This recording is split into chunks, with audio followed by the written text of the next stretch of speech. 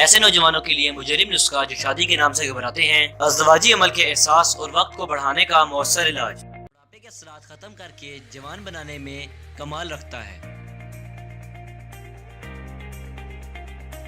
कुव्वत और तवानाई के लिए एक मुनफरिद इजाद, ऐन वक्त पर शर्मिंदगी से निजात का दूसरा नाम। मर्दाना कमजोरी की अहम वजह उज़ू खास का कमजोर होना है। मसलन उज़ू खास का ढीलापन, उज़ू खास का पतलापन, उज़ू खास का छोटापन,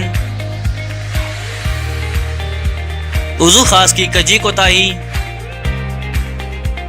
उज़ू खास की बारीकी नामवारी, उज़ू खास का टेढ़ापन, उज़ू खास का मस्कुलर फ्रैक्चर, उज़ू खास का जड़ से कमजोर होना, उज़ू खास में रिंग बन जाना।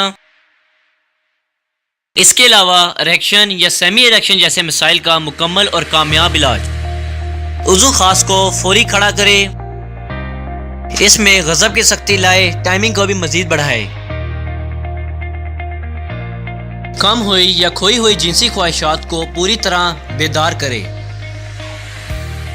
मर्द हज़रात के लिए खास तोहफा जो मर्दाना खामियों को दूर करने में अपना सानी नहीं रखता।